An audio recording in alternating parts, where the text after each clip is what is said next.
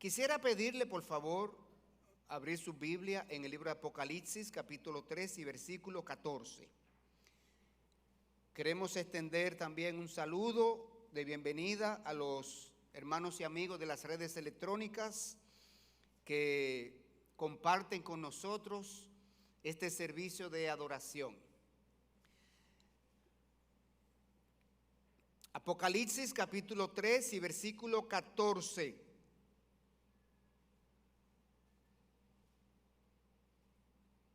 Dice así la palabra de Dios. Y escribe al ángel de la iglesia en la Odisea: he aquí el amén, el testigo fiel y verdadero, el principio de la creación de Dios, dice esto: yo conozco tus obras, que ni eres frío ni caliente. Ojalá fueses frío o caliente. Pero por cuanto eres tibio y no frío ni caliente, te vomitaré de mi boca. Porque tú dices: yo soy rico y me he enriquecido, y de ninguna cosa tengo necesidad. Y no sabes que tú eres un desventurado, miserable, pobre, ciego y desnudo. Por tanto, yo te aconsejo que de mí compres oro refinado en fuego, para que seas rico, y vestiduras blancas para vestirte, y que no se descubra la vergüenza de tu desnudez. Y unge tus ojos con colirio, para que veas. Yo reprendo y castigo a todos los que amo. Sé pues celoso y arrepiéntete. He aquí, yo estoy a la puerta y llamo.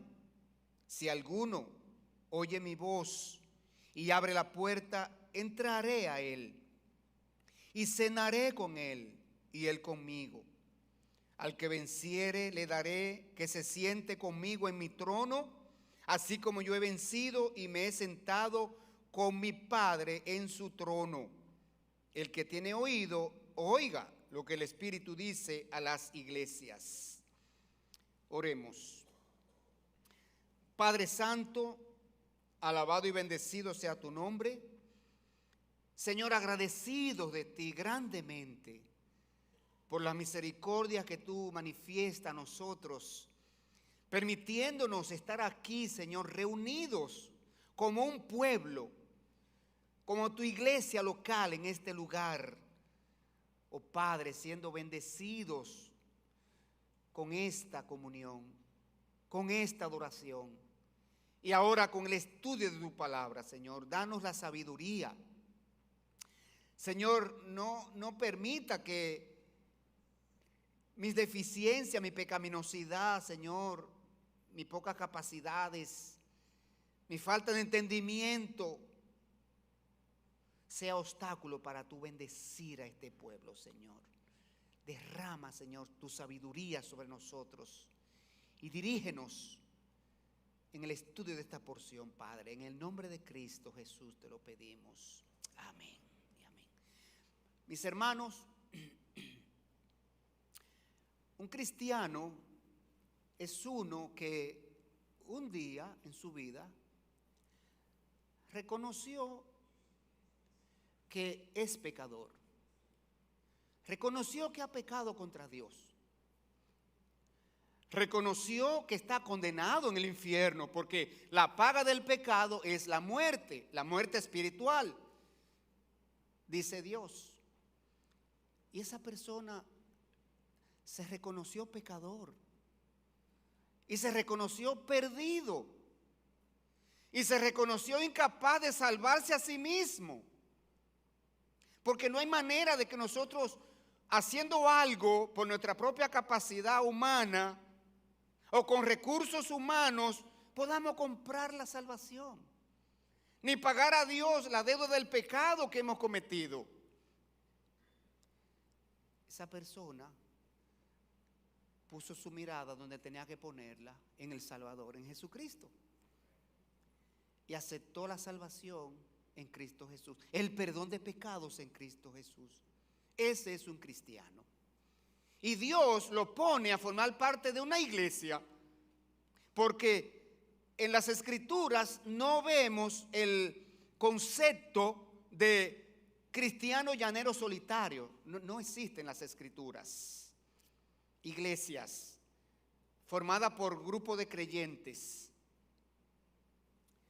Entonces, ese cristiano que se convirtió a Cristo, ese creyente, el Señor Jesucristo lo enrola en su ejército. Jesucristo tiene un ejército. Así como los generales tienen un ejército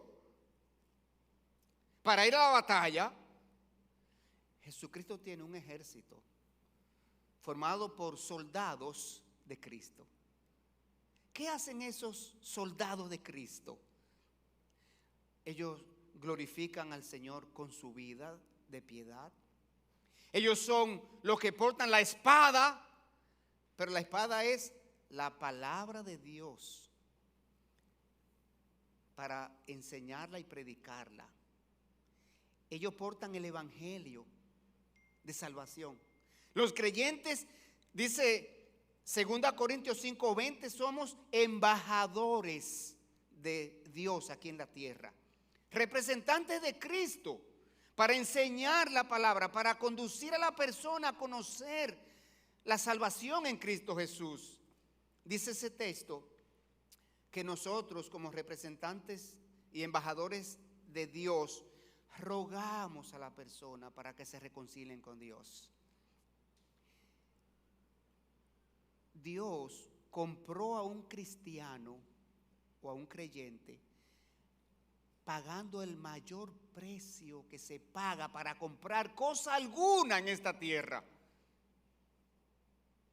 Si hay carros que cuestan 10, 15, 20 millones de pesos o de dólares, eso no es nada. Si hay mansiones de 300, 400 millones, eso no es nada comparado con el precio que Dios pagó para comprar la salvación de una persona. Porque Dios pagó el precio de la sangre de Jesucristo que Él derramó en la cruz cuando murió para saldar la deuda de los pecados de cada persona que lo recibe como Señor y Salvador.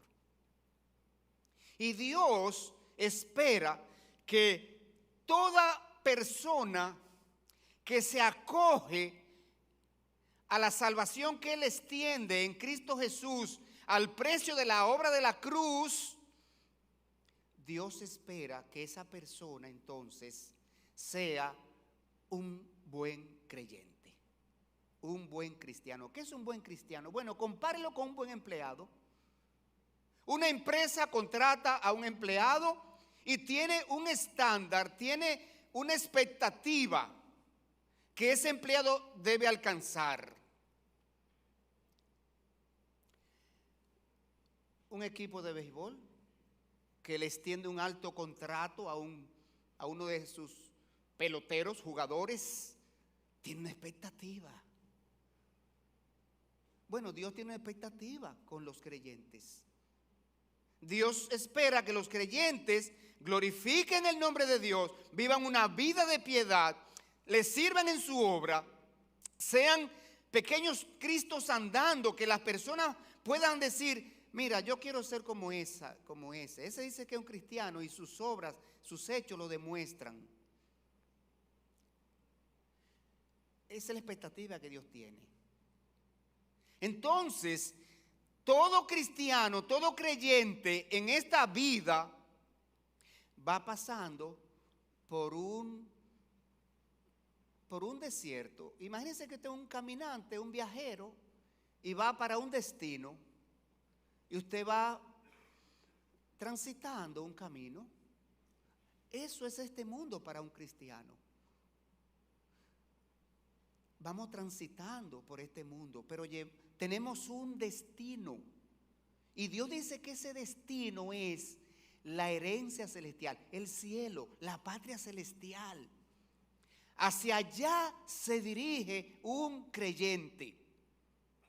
Entonces, en este libro de Apocalipsis, Dios en los primeros 3 capítulos habla a los creyentes, habla a las iglesias, las iglesias están formadas por creyentes, por individuos, por personas. La iglesia no es el edificio, este es el templo. Nosotros somos la iglesia, los individuos que han creído en Cristo y Cristo lo ha colocado en esa iglesia local. Dios le habla a la iglesia en estos primeros 3 capítulos. Y Dios le habla a la iglesia, ¿por qué?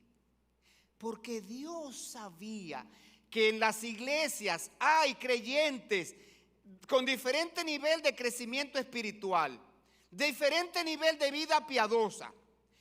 Hay creyentes con necesidades y deficiencias que deben corregir. Hay creyentes que necesitan enfocar su vida en Cristo. Hay creyentes que necesitan asimilar compromiso con Cristo. Y Dios en estos 3 capítulos está preparando su iglesia para la eternidad con Dios.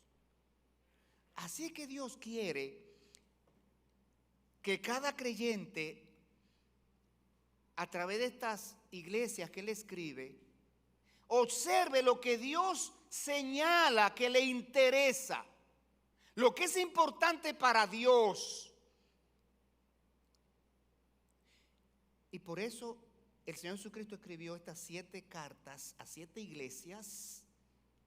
Y hoy hemos llegado a la última de las iglesias a la que el Señor le remitió una carta reconociéndole sus virtudes, pero señalándole sus deficiencias y recomendándole las cosas que debían hacer para corregirlas. Y estamos estudiando en este libro de Apocalipsis la eternidad con Dios. ¿Hacia dónde nos dirigimos? Y lo que tenemos que corregir en el camino. Y esta es la 7ª iglesia a la que el Señor Jesucristo le escribe. Y esta es la iglesia de la Odisea. Y de las 7 iglesias, esta es la que estaba en una peor condición espiritual. El Señor evalúa a estas 7 iglesias y les reconoce sus virtudes, sus valores, sus obras.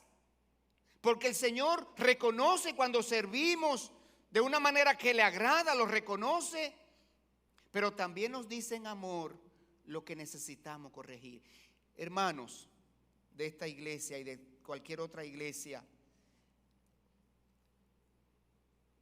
en esta 7ª carta, el Señor dice cosas fuertes. Porque Dios quiere que toda persona que se llame creyente viva como un creyente. Viva como un creyente. El Señor no quiere creyente diésel. Dice Él que es creyente. Esta es la carta más fuerte de las 7 cartas. Le voy a decir algo sobre la ciudad. La Odisea fue la primera ciudad de Frigia, esa gran región. Y en esta ciudad convergían 3 grandes carreteras. Usted sabe que el Imperio Romano se caracterizó por construir vías de comunicaciones, muchas vías de comunicaciones, para mantener control y seguridad de las naciones y ciudades que estaban bajo el imperio. Y esta ciudad, en ella convergían esas 3 grandes carreteras que se bifurcaban hacia diferentes partes. Por eso era un gran centro comercial. Esta ciudad de la Odisea era próspera, rica. Esta ciudad tenía un gran centro bancario, un centro de fabricación de vestimenta que distribuía para todas las regiones circundantes. Tenía una famosa escuela de medicina que producía un colirio para los ojos y venían de grande distancia a tratarse la vista y los ojos en esta famosa escuela de medicina. Esta era una ciudad próspera. rica. Y allí estaba la iglesia de Cristo en la Odisea. Y los creyentes, la mayoría eran prósperos, ricos también. Era una ciudad próspera. Y en ese ambiente, en esa situación de prosperidad, está esta iglesia operando y usted verá lo que sucede. Lo cual Dios quiere que todo cristiano tenga mucho cuidado en dejarnos afectar por la prosperidad económica. O confundamos la riqueza material con la riqueza espiritual. Vamos a ver entonces en detalle la carta. Capítulo 3, versículo 14, el mandato. Dice así, veamos los destinatarios. Escribe al ángel de la iglesia en la Odisea. La carta se dirige al ministro de la iglesia. ¿Por qué? Para que el ministro lea la carta, la asimile y la transmita a la iglesia. El ministro es responsable de la condición espiritual de la iglesia. Pesa sobre los hombros del ministro en una iglesia la condición espiritual de la iglesia. Las 7 cartas se dirigieron al ministro. Cristo espera que el ministro sea el primero en seguir sus advertencias contenidas en esa carta y que también guíe a la iglesia a seguir las advertencias de Cristo. Cristo quiere que el ministro de una iglesia en condición espiritual como estaba la Odisea se levante y se enfoque en Cristo y conduzca a la iglesia a comprometerse con Cristo. El emisario, capítulo 3, versículo 14, escribe al ángel de la iglesia en la Odisea: he aquí el amén, el testigo fiel y verdadero, el principio de la creación dice esto. El emisario, el Señor Jesucristo, el mismo Señor Jesucristo. Entonces, veamos 3 títulos, 3 maneras como el Señor se describe a sí mismo en esta carta a esta iglesia. Él dice que es el amén, el amén. Amén es la palabra con que terminamos una oración. Y afirmamos una verdad que se dice en esa oración. Jesucristo es el amén, la garantía de la verdad. Jesucristo es totalmente confiable. Eso es lo que está diciendo él allí. Yo soy el amén. Puede estar seguro de que lo que dice el Señor Jesucristo es fiel y verdadero. Él es el que da a conocer a Dios Padre. Y en las Escrituras, Jesucristo no dijo nada que sea falso con relación a Dios Padre. Ni tampoco Jesucristo omitió alguna información que Dios Padre quiere que sepamos de Él. Él es el amén, el testigo fiel y verdadero. Pero Él dice también ahora que Él es el testigo fiel, perdonando la redundancia, queriendo decir que lo que Él ha testificado de Dios es la verdad. Es la verdad. Es lo único verdadero. Y por último, Jesucristo dice que es el principio de la creación. Él es el creador, el sustentador del universo y de Él y todo lo que el universo contiene. Colosenses 1:16 dice que en Él fueron creadas todas las cosas, las que hay en los cielos y las que hay en la tierra, visibles e invisibles, sean tronos, sean dominios, sean potestades, sean principados. Todo fue creado por Él y por medio de Él y para Él. Así que allí está el destinatario de la carta, la iglesia en la Odisea. Y pongamos allí la iglesia de convertidos a Cristo. El Señor nos está mandando esa iglesia, esa carta a nosotros. Ponga su nombre allí. No iglesia de convertidos a Cristo. a fulano de tal, a ti de manera personal. Cada uno de nosotros recibamos esta comunicación en esta mañana. Jesucristo es el emisario. ¿Qué dice Jesucristo en esta carta? En el versículo número 15, el Señor presenta una queja.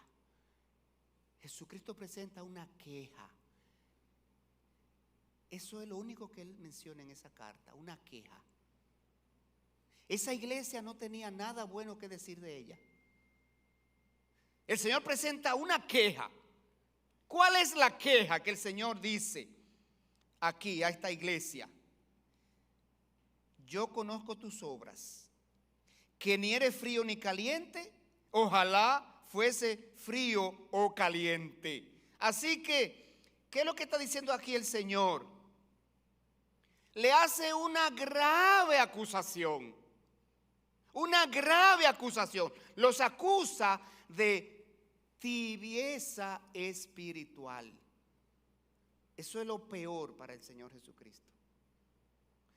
Hermanos en Cristo, la tibieza espiritual, el Señor Jesucristo no la resiste, no la acepta. Un empleado mediocre, ¿sabe lo que hace la empresa? ¿Qué hacen las empresas con él? Ajá, eso mismo. Le dan de baja, lo cancelan. ¿Qué hace el ejército con un soldado deficiente? ¿Qué hace? Le dan de baja. Usted verá lo que Cristo dice aquí, que Él va a hacer con los creyentes tibios. ¿Qué significa la tibieza espiritual? La tibieza espiritual significa comprometido solo a medias con Cristo. Un compromiso a medias.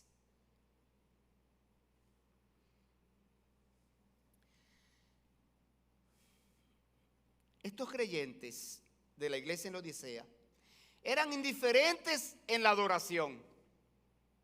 Ellos eran indiferentes a la oración, al servicio a Cristo en la obra. Eran complacientes, letárgicos, neutrales. Estaban satisfechos con sus pocos frutos espirituales.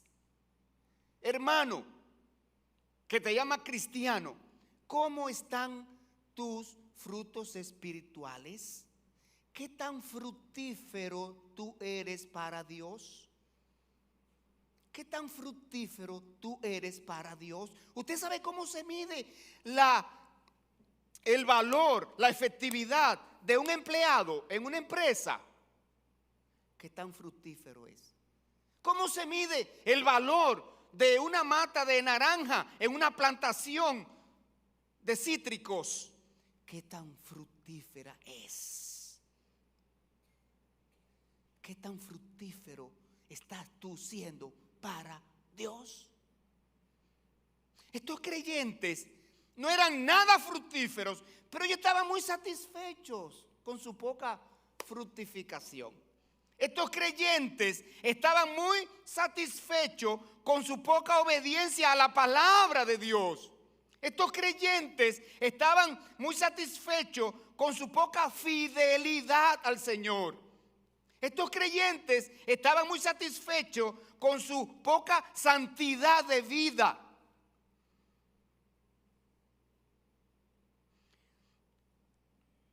La tibieza hizo que esta iglesia no alcanzara sus propósitos en la tierra. La iglesia de Cristo tiene un propósito en la tierra. La tibieza hizo que esta iglesia fuera inútil. Cristo no encuentra nada a su favor, nada favorable que decir de esta iglesia. Y una iglesia tibia está comprometida a medias en evangelizar, en hacer misiones, en ganar a los perdidos para Cristo, en enseñar la palabra de Dios fiel. Y la palabra de Dios es la que convierte el alma. La palabra de Dios es la que hace sabio al sencillo. Un creyente tibio está solo comprometido a medias con la negación propia. Él no está dispuesto a negarse a sí mismo, a negar su voluntad propia para someterse a la voluntad de Dios. Cuando él quiere hacer algo, él lo hace por encima de la voluntad de Dios, por encima de la palabra de Dios. No está dispuesto a negarse a sí mismo. Un creyente tibio está solo comprometido a medias con el Señor para participar en los servicios de adoración de la iglesia. Cuando Hebreos 10:25 dice, no dejando de congregarnos, como algunos tienen por costumbre, sino exhortándonos, y tanto más cuando veis que aquel día se acerca. Hermanos, estamos cada día más cerca de la venida del Señor. Cada día más cerca estamos. De modo que este es el tiempo menos indicado para dejar de congregarnos.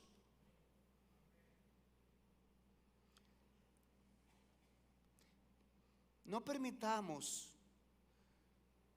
que santa pandemia, santa actividad, santo entretenimiento, santo viaje, no sé qué otro santo usted tiene que ir a adorar el día que debiera estar edificándose y exhortándonos unos a otros, como dice la porción. Mire qué más.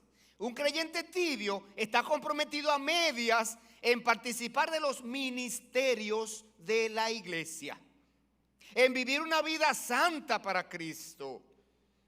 Hebreos 12:14 dice, seguid la paz con todos y la santidad, sin la cual nadie verá al Señor. Ningún creyente, ninguna persona verá al Señor si no tiene la santidad necesaria, si no está vestido de la santidad de Dios, si no está vestido de la justicia de Cristo, la que Él ganó y pagó en la cruz del Calvario. Entonces, ¿qué más? Un creyente tibio está solo comprometido a medias en apoyar a la iglesia en los programas, planes, proyectos, presupuestos necesarios para hacer la obra del ministerio. Así que aquí está la queja del Señor contra un creyente tibio, contra la tibieza espiritual. El Señor sienta en el banquillo de los acusados y lo enfrenta a un cristiano tibio. Ahora bien, vamos a seguir adelante. Pasemos al versículo 16. La sentencia. El Señor emite una sentencia. ¿Cuál es la sentencia? Dice el versículo 15. Yo conozco tus obras, que ni eres frío ni caliente, ojalá fueses frío o caliente, pero, versículo 16, por cuanto eres tibio y no frío ni caliente, te vomitaré de mi boca. Oiga qué fuerte. Te vomitaré de mi boca. ¿Qué es lo que está diciendo el Señor aquí? Con esta seria advertencia. Este es un lenguaje fuerte. Pero Cristo lo utiliza por estas razones. Oiga bien. Oiga bien. Una persona que se dice creyente, que sostiene ser un seguidor de Cristo, está afirmando que es parte del cuerpo de Cristo. Él está afirmando que es alimento espiritual del cuerpo de Cristo. Él está afirmando que es parte del crecimiento espiritual del cuerpo de Cristo. Está afirmando ser sustento del cuerpo de Cristo. Está afirmando ser una piedra viva en el edificio que edifica el cuerpo de Cristo. Dice el apóstol Pedro en una de sus epístolas: sed piedras vivas. Un cristiano, como parte de una iglesia, es piedra viva. ¿Con qué se hacían las edificaciones en ese entonces? De piedra. Esos eran los blocks de aquella época, los ladrillos, piedras. Y un creyente es una piedra en el edificio del cuerpo de Cristo, espiritualmente hablando. Y una piedra viva, no puede ser una piedra muerta, viva, que interactúa, que acciona. Pero ¿qué pasa? Cuando el creyente es tibio y comprometido solo a medias con Cristo, no es nada de eso. No es nada de eso. Es como la comida insípida que no despierta el apetito ni el deseo de comerla. La comida insípida no puede ser tragada por la persona que intenta comerla. Cristo aquí dice que no quiere la nutrición de un creyente tibio, no quiere el alimento que ese creyente tibio proporciona al cuerpo, porque no es apropiado, no ayuda a la nutrición, no ayuda al crecimiento del cuerpo. Por tanto, él rechaza ese alimento. Él dice: lo vomitaré de mi boca. Cuando usted se echa a la boca una comida que le resulta insípida, amarga, usted busca un lugar donde botarla. Eso es lo que está diciendo Cristo aquí, que Él vomitará de su boca. No lo soporta, no lo resiste, no lo ingiere, no lo asimila. A un creyente tibio, comprometido solo a medias con Cristo.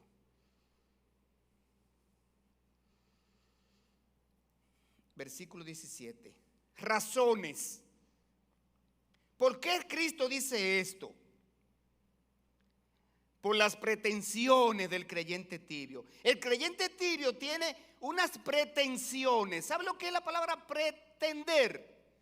Es algo que usted quisiera, que usted cree que es, pero no es. El Señor dice en el versículo 17: porque tú dices, yo soy rico. Y aquí está la singularidad de la carta. La carta está dirigida a la iglesia, pero para ser asimilada por cada uno de nosotros de manera personal. Oiga la pretensión del creyente tibio dentro de la iglesia. Oiga lo que él dice: yo soy rico y me he enriquecido y de ninguna cosa tengo necesidad. De modo que la mayoría de los creyentes de la iglesia en la Odisea cometieron el error de poner a la misma altura la prosperidad material con la espiritualidad. Ellos confundieron la riqueza material con las bendiciones espirituales. Son dos cosas muy distintas. Son dos cosas en planos diferentes. Entonces, debido a eso, ellos se tornaron autosuficientes, egocéntricos, orgullosos, vanidosos, presumidos, dependían de su propia capacidad en lugar de confiar en Cristo. Confiaban en sus propios recursos en lugar de poner su confianza en Cristo. Lo que era adoración, lo que era actividades, lo que era desarrollo de ministerios, todo se hacía de manera rutinario y con religiosidad. Un ritual espiritual, religioso cualquiera. Pero no había apetito de la palabra de Dios. Si usted viene a un servicio de adoración y usted no tiene apetito de la palabra de Dios, si usted no tiene apetito de la llenura de Dios, si usted no quiere apetito por las cosas de Dios, usted es sencillamente, ¿sabe qué? Religioso. Vino para cumplir. Estoy cumpliendo mi deber de ir a la iglesia. Un cristiano dejó atrás esa etapa. Eso era en las religiones anteriores que se practicaba eso. Que usted decía, yo cumplí ya porque fui al ritual religioso de la semana. En que usted podía ir cualquier día y ya usted cumplía. No. El creyente viene a un culto de adoración para edificarse, para crecer, para ser bendecido con la palabra, para él asimilar quién es Jesucristo, para él afirmar su gratitud al Señor por la obra de la cruz, mediante la cual nos salvó. Pero estos creyentes de la iglesia en la Odisea no tenían ningún deseo por la palabra de Dios, ningún peso por las almas perdidas, ninguna necesidad de crecer espiritualmente. Y el Señor en ese versículo número 17 le declara la verdadera condición espiritual de uno que dice, yo soy rico, me he enriquecido y de ninguna cosa espiritual tengo necesidad. Mire lo que Cristo dice, que es la verdadera condición espiritual de esa persona. Dice, y no sabes, estoy en el versículo 17, que tú eres un desventurado, miserable, pobre, ciego y desnudo. 5 características indica el Señor Jesucristo aquí para mostrar la realidad espiritual de un creyente tibio. Vamos a ver así rápidamente en detalle cada una de ellas. Mire, eran desventurados en vista que la iglesia tenía muchas personas, muchos ministerios, muchos programas, muchas actividades. Pensaban que eran bienaventurados y no tenían necesidad de nada. Pero Cristo le dice, no, es todo lo contrario. Ustedes son desventurados. ¿Sabe por qué? Porque rechazan al Señor Jesucristo. Le falta relación personal con Jesucristo. ¿Usted sabe lo que es la salvación? Una relación personal con Jesucristo. Esa es la salvación. Relación personal con Jesucristo. Toda persona para ser salvo tiene que iniciar un día una relación personal con Jesucristo. El día que reconociste que tú has cometido pecado. El día que tú reconociste que tu pecado te condena al infierno. El día que reconociste que no puedes salvarte a ti mismo. El día que tú miraste, reconociendo la necesidad de un Salvador, miraste a ese Salvador que es Jesucristo y dijiste, acepto el perdón de pecados por medio de Jesucristo. Me acojo a la obra que Él alcanzó en la cruz. Acepto que mis pecados sean perdonados en base a su muerte en la cruz. Usted inicia ese día una relación personal con Jesucristo. Y esa relación personal con Jesucristo tiene que ir creciendo. Creciendo, no puede estancarse, no puede estar disminuyendo. Usted tiene que crecer en esa relación personal con Jesucristo cada día. Entonces, eso es lo que se llama riqueza espiritual. Y aquí el Señor dice, tú eres un desventurado y tú crees que eres un bienaventurado. ¿Usted sabe quién es un bienaventurado en la Biblia? Mire, primero veamos el mundo. La palabra bienaventurado quiere decir dichoso. Dichoso, feliz. Para el mundo, un bienaventurado es uno que se saca la loto. ¿Verdad que sí? Qué dichoso, wow. Es uno que se casa con otra persona muy próspera. Wow, qué levante hizo Qué dichoso. Pero Dios tiene otra óptica. Dios dice que un bienaventurado, un dichoso, está en el Salmo 32. El Salmo 32 dice, ¿quién es un dichoso para Dios? Vamos a leer ese Salmo, versículo 1 y 2.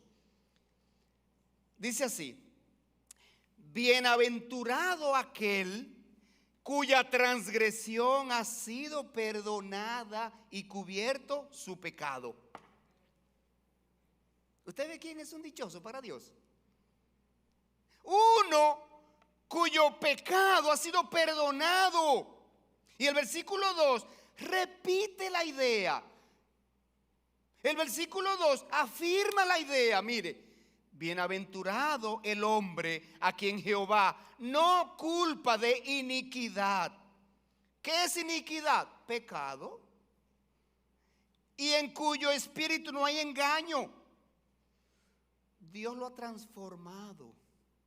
Nuestro corazón pecaminoso y carnal, nuestro corazón egoísta, nuestro corazón orgulloso, nuestro corazón lleno de ego, nuestro corazón lleno de maldad, que persigue siempre lo mío propio, mi beneficio, mi interés.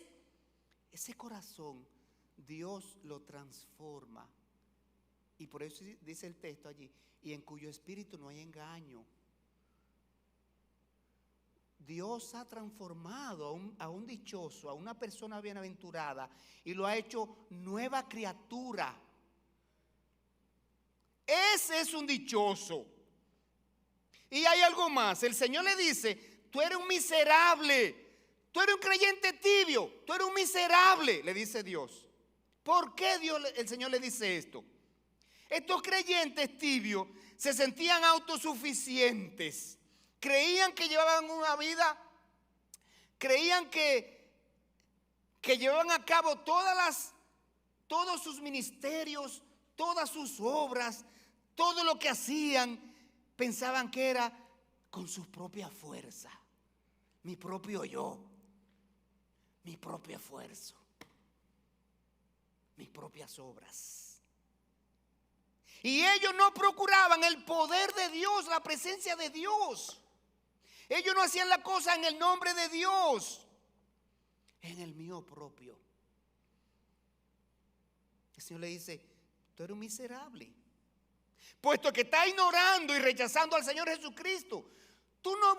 Si tú no buscas la presencia de Cristo al desarrollar un ministerio, al hacer lo que sea que tú hagas en tu vida, y tú lo haces por tu propio esfuerzo, capacidad, inteligencia, sabiduría, por tu propio yo, tú estás rechazando a Jesucristo.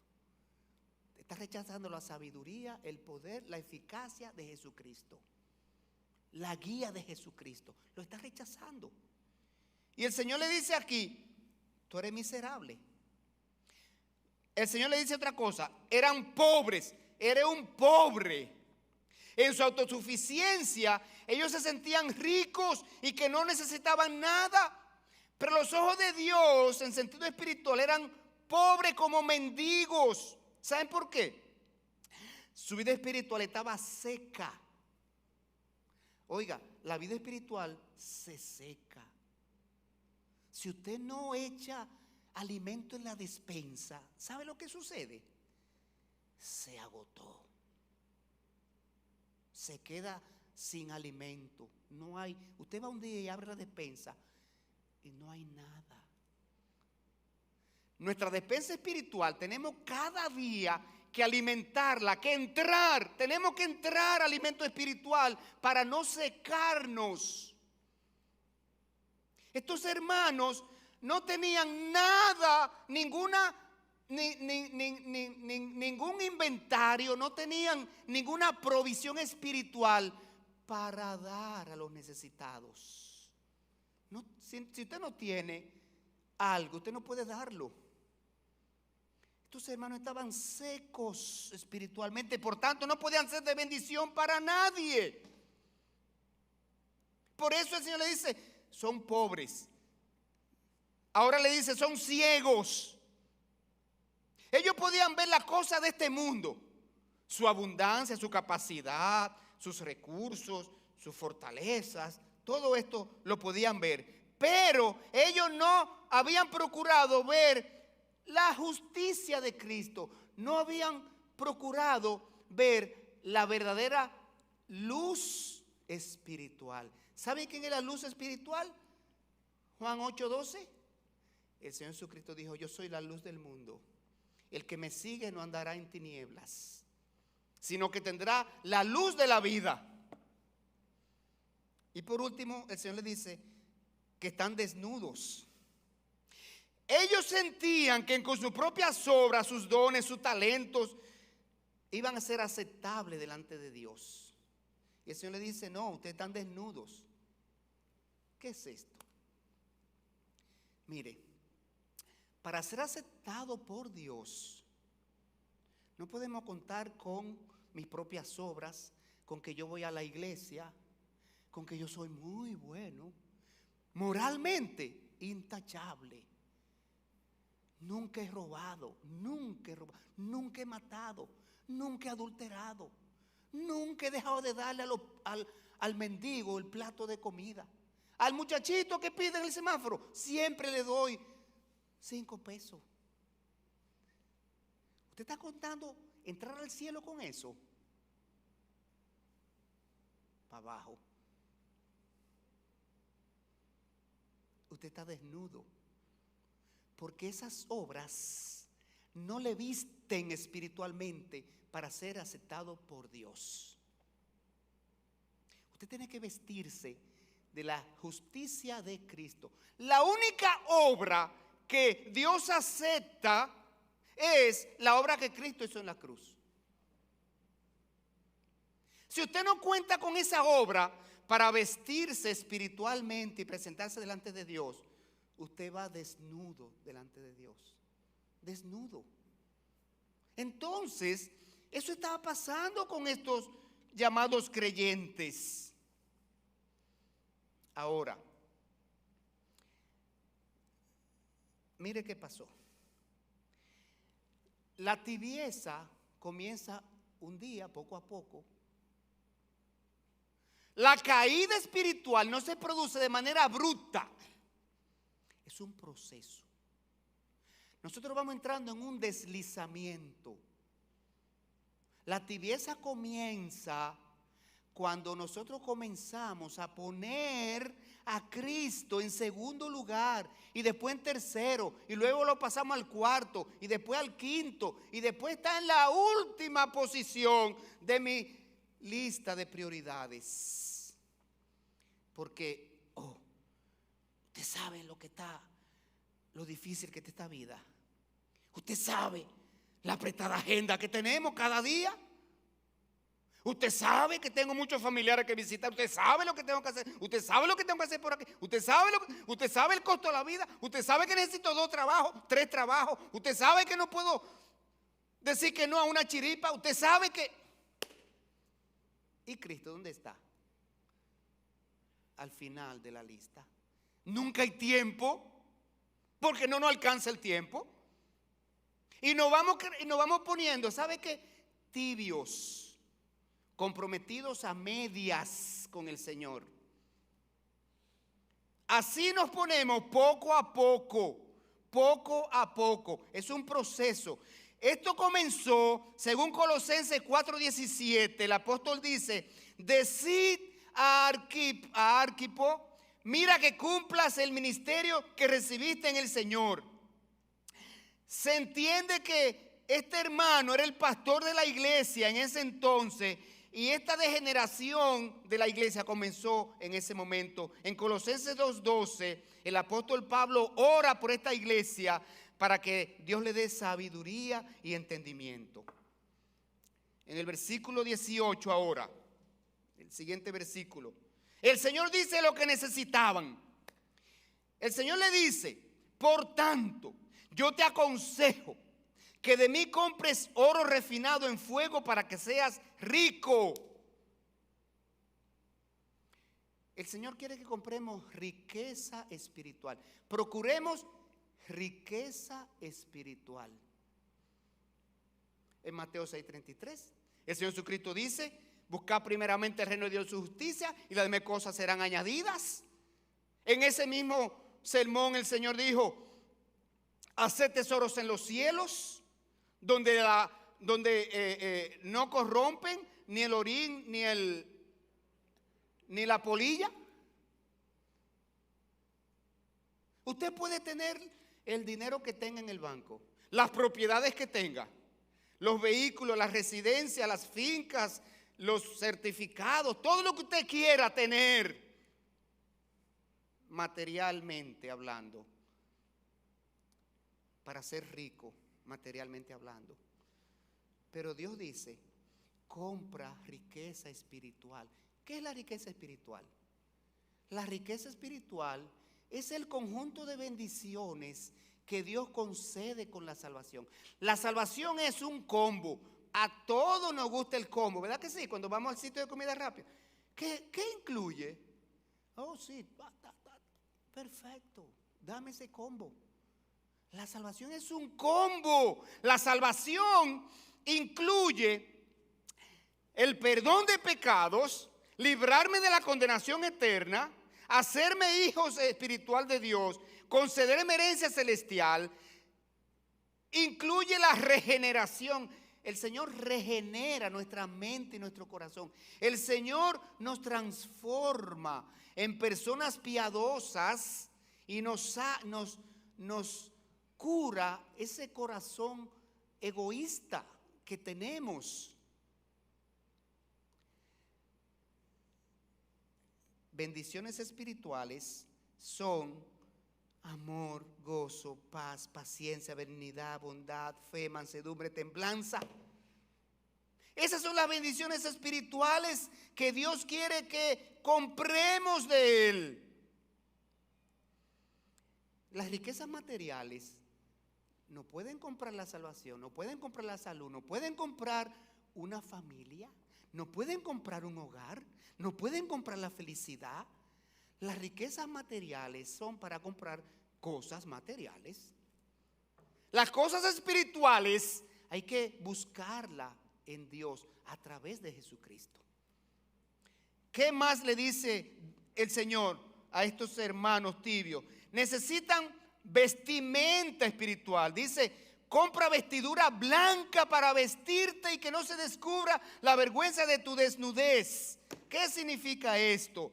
En la Biblia hay dos referencias a las vestiduras blancas. Primero, significa la ausencia de pecado y la pureza espiritual necesaria para estar en la presencia de Dios. En Apocalipsis 7:13, voy a leer aquí estos 3 versículos. Dice: entonces uno de los ancianos habló diciéndome: esos que están vestidos de ropas blancas, ¿quiénes son y de dónde viene? Yo le dije: Señor, tú lo sabes. Y él me dijo: estos son los que han salido de la gran tribulación y han lavado sus ropas y las han emblanquecido en la sangre del Cordero. Por eso están delante del trono de Dios. Vestiduras blancas, espiritualmente hablando, significa limpieza espiritual, ausencia de pecados. Y vestidura blanca en la Biblia también implica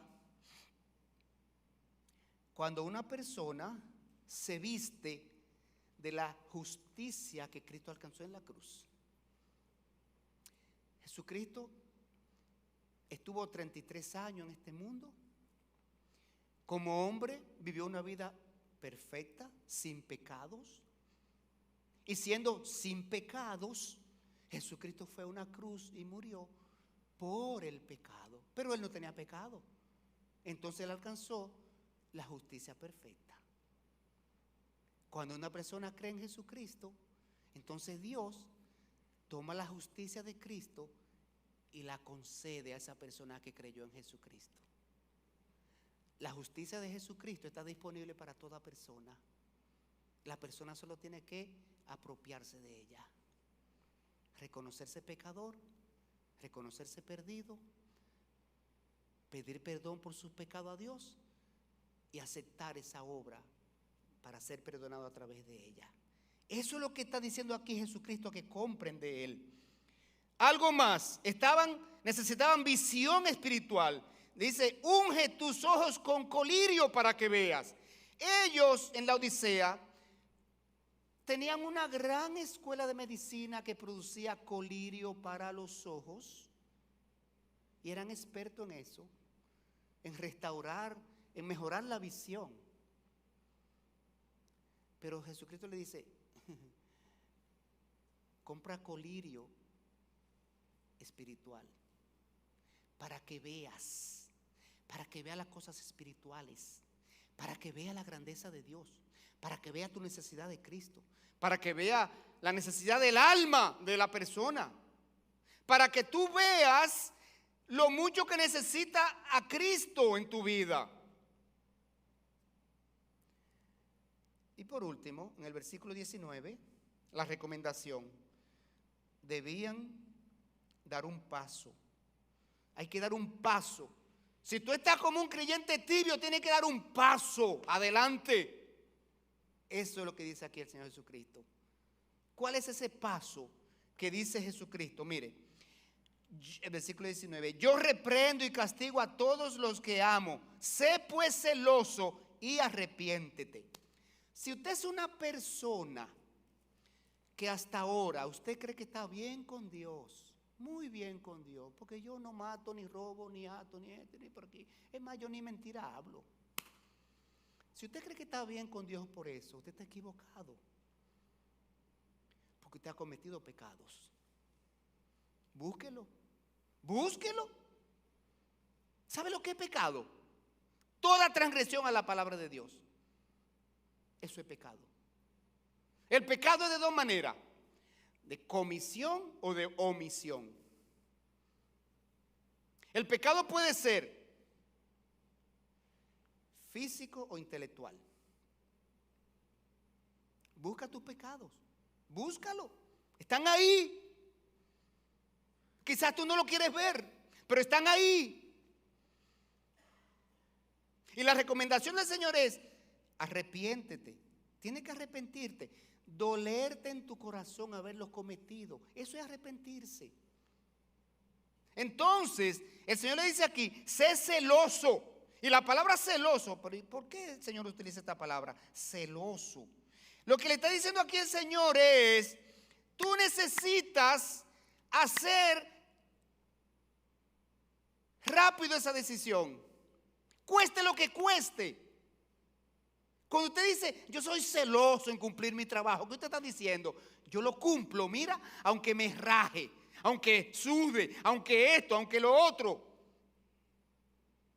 Yo lo hago, yo lo cumplo. Tú eres un celoso por tu trabajo, claro. El Señor dice aquí: sé celoso en arrepentirte. Hazlo rápido, hazlo bien y no dejes de hacerlo. Eso es lo que está diciendo aquí el Señor. Sé celoso y arrepiéntete. Pon empeño en arrepentirte. De inmediato, cueste lo que cueste. Un creyente tibio no puede darse el lujo de esperar un minuto más para arrepentirse, porque está al borde de ser vomitado por el Señor de su boca. En el versículo 20, el Señor dice: la mayoría de los que están manifestando tibieza espiritual no se han convertido a Jesucristo. Existe un peligro que se llama cultura religiosa. En la iglesia de Cristo hay un peligro que se llama cultura cristiana. Yo vengo todos los domingos. Yo soy el que subo el volumen de aquí de los micrófonos. Es más, yo soy el que proyecto. Mira aquí, yo soy el que estoy allí con la cámara. Yo soy el que estoy abajo. Yo estoy arriba con los niños. Y los muchachitos vienen con su padre y su madre, agarrito de la mano, para la escuela bíblica infantil. Ay, ya mi hijo es un cristiano. Míralo cómo va subiendo esa escalerita. Qué contento. Cultura cristiana. Hasta que no se tiene una relación personal con Jesucristo, hasta que no se da el proceso de convertirse a Cristo, reconocerse pecador, reconocerse perdido, entender la necesidad de Cristo, entregar los pecados a Cristo, pedir perdón y hacer una relación personal con Cristo, usted no es cristiano. Cultura cristiana pudiera tener. En esta iglesia el Señor Jesucristo dice, ahí hay mucha cultura cristiana. Por cultura, por costumbre, están allí, muchos. Y mire lo que el Señor le dice. Tienen que convertirse a Jesucristo. Versículo 20. He aquí, yo estoy a la puerta y llamo. Si alguno oye mi voz y abre la puerta, entraré a él y cenaré con él y él conmigo. ¿Qué es esto? ¿Qué el Señor está diciendo? Tienen que entrar en una relación personal conmigo, dice el Señor Jesucristo. Tienen que entrar en una relación personal conmigo. Y aquí, señores, miren qué interesante. Para concluir, vamos a analizar este versículo. Cristo les aconseja abrir la puerta de sus corazones y dejarlo entrar. Y aquí hay varias imágenes de lo que Cristo hace para salvar a una persona. Observe estas 5 imágenes. Mire, Cristo está a la puerta de tu corazón. Esto simboliza su disposición para ingresar en tu vida. Su disposición para ingresar en tu vida. Cristo es quien toma la iniciativa para salvar a una persona. Oiga, Cristo toma la iniciativa de salvar a una persona. Cristo acercó el reino de los cielos a nosotros. Estaba lejanos. Jesucristo comenzó su ministerio diciendo, el reino de los cielos se ha acercado, arrepentíos y creed en el evangelio. Marcos 1:14. Entonces, el Señor está a la puerta de tu corazón. Segunda imagen, está el Cristo que toca a la puerta. Simboliza al Cristo que busca a la persona. Cristo busca activamente ingresar al corazón del hombre. Toca una y otra vez a la puerta del corazón del hombre y sigue tocando a la puerta del corazón del hombre y le dice, déjame entrar. En Lucas 19:10, Jesucristo dijo, porque el Hijo del Hombre ha venido a buscar y a salvar lo que se había perdido. Tercera imagen, Cristo está a la puerta implorando. Él implora, simboliza el Cristo compasivo, la compasión de Cristo. Él es misericordioso. No solamente toca la puerta, sino que le ruega al hombre que le escuche y le abra la puerta de su corazón. 2 Corintios 5:20, ahorita lo cité. Así que somos embajadores de Cristo, como si Dios rogase por medio de nosotros. Os rogamos en nombre de Cristo, reconciliados con Dios. ¿Cuántas veces una persona oye la voz de Cristo y no lo deja entrar en su corazón? Endurece el corazón. Si tú no eres un cristiano que te ha convertido a Jesucristo, oye lo que te estoy diciendo. ¿Cuántas son las veces que ha escuchado la palabra de Cristo por medio de un predicador, por medio de un hermano, por medio de un tratadito que tú leíste, por medio de un canal de televisión que viste un mensaje de salvación, por medio de un letrero que viste en una piedra? Jesucristo es el Salvador, conviértete a Él. Cristo te habla de diversas maneras. ¿Cuántas veces tú has rechazado a Cristo? Le has cerrado el corazón. Lo ha dejado a la puerta, Él tocándote. Pero mire qué más, la otra imagen que hay aquí, está el Cristo penetrante.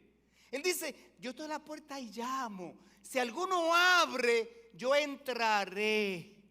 Él quiere entrar, Él quiere penetrar en tu vida. Esto simboliza al Espíritu Santo que viene a la vida de la persona que se convierte a Cristo para vivir allí y hacer la obra de transformación. Él hace de la persona nueva criatura. 2 Corintios 5:17. De modo que si alguno está en Cristo, nueva criatura es. Las cosas viejas pasaron y aquí todas son hechas nuevas. la transformación que Cristo hace con una persona.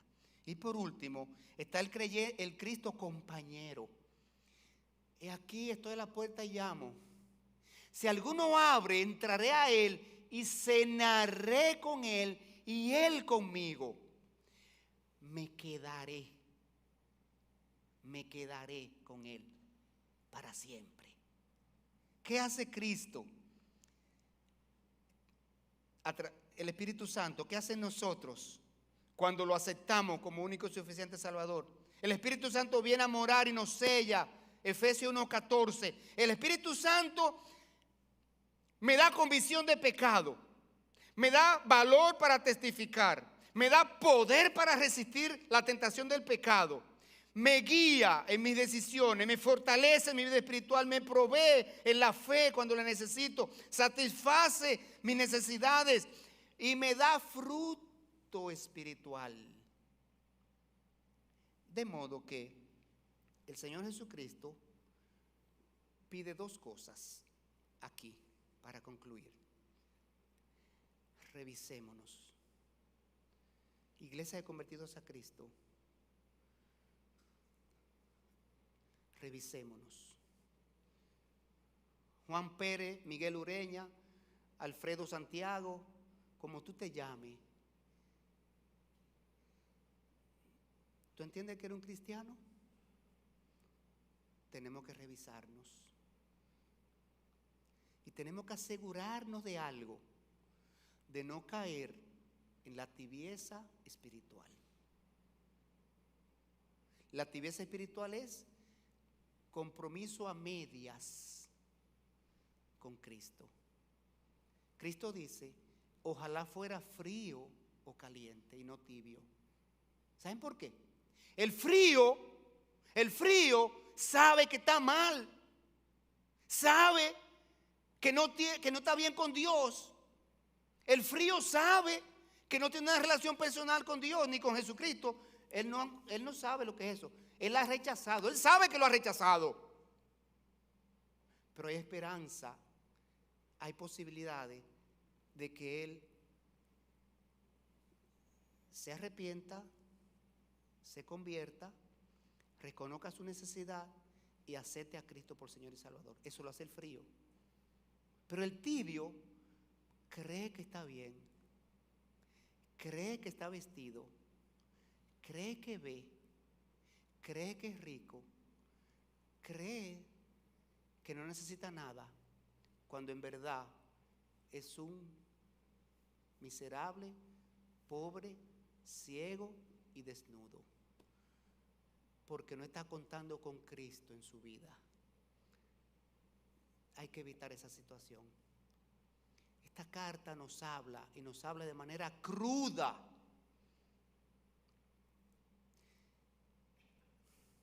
Y si tú no estás con Cristo todavía, si tú no has aceptado a Cristo como Señor y Salvador, Él está hablándote a través de mí ahora mismo, a través de su palabra, a través de este mensaje. Él te está hablando y te está diciendo, si quieres ir al cielo, tienes que vestirte de la justicia de Cristo, la que Él pagó en la cruz. Tienes que aceptar la obra de la cruz a tu favor. Tienes que reconocer que eres pecador y has cometido pecado. Estás condenado al infierno. No puedes salir de esa condenación por tus propios medios. Necesitas un Salvador. El Salvador es Jesucristo y Él está disponible para ti. Él quiere entrar a tu corazón y quedarse contigo y darte salvación y vida eterna. Oremos. Padre, gracias porque tu palabra es, Señor, tan viva, tan eficaz, habla tan fuerte que no nos deja oportunidad de decir que no la escucho. Tu palabra habla tan claro que no me deja oportunidad de decir que no la entiendo. Señor, en esta mañana tú has tratado con nosotros y nos has hecho una advertencia. Y la advertencia es doble. Para los que decimos ser cristianos, pero estamos en tibieza espiritual. Y para aquellos fríos que nunca han comenzado una relación personal contigo. Quiero hacer un llamado ahora. Vamos a inclinar nuestro rostro, todo abajo, todo corazón inclinado a Dios, todo ojo cerrado, todo corazón meditando, toda mente pensando y evaluándonos a nosotros mismos en mi relación con Dios. Y quiero invitarte a que en el silencio de tu asiento tú te preguntes, ¿qué has hecho con tus pecados?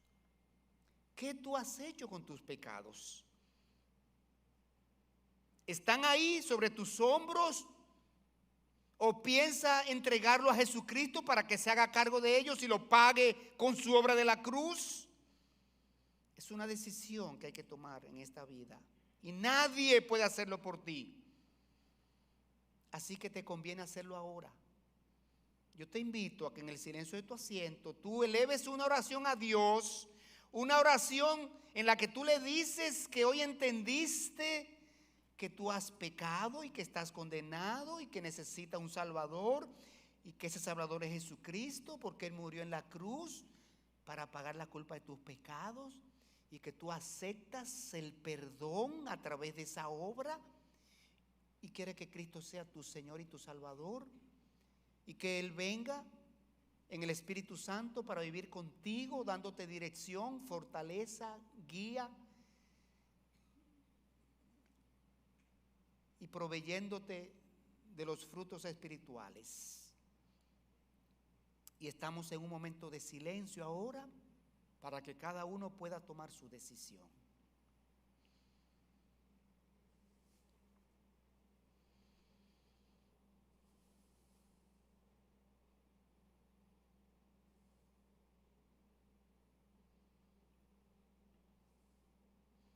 Dios está esperando tu oración.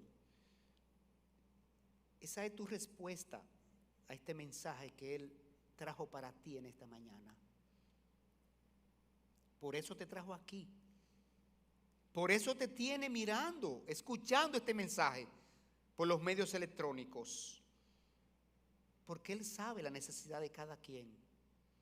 Él te ama y quiere que tú vengas a salvación en esta mañana.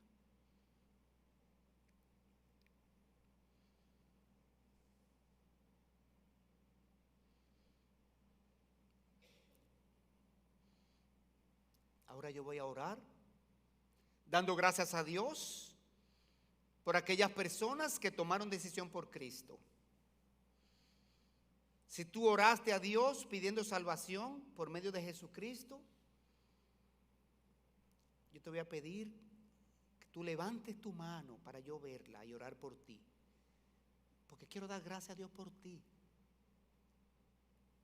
El Señor quiere fortalecerte en la fe, quiere guiarte en los primeros pasos en la vida cristiana. Alguien así, que se vaya de aquí en una nueva condición, en una nueva posición, vestido de la justicia de Cristo. Alguien así. Señor, tu palabra es la semilla espiritual. Así se define tu palabra. Y ella dice que va a los corazones y allí hace la obra en tu tiempo y en tu voluntad. El predicador solo riega la semilla y tú eres que da crecimiento, tú eres que la protege, tú eres que la cuida en el corazón, tú eres que crea condiciones favorables allí, tú eres que quita todo afán, todo impedimento para tu palabra nacer, crecer y fructificar. Oh, Señor, a esa obra en cada una de las personas aquí presentes donde cayó tu palabra, en cada persona que está en los medios electrónicos y aún que escuchará este mensaje en el futuro, haz tu obra, Señor. Tú eres el que salva. El predicador solo proclama tu palabra. Gracias, Señor, por permitirnos proclamarla. Confiamos en que tú harás la obra de salvación. En aquellos a quienes tú vas a llamar y va a abrir su corazón para que venga a tus pies y tú lo salves. Oh Padre, te pedimos estas cosas en el nombre de Jesús. Amén. Amén.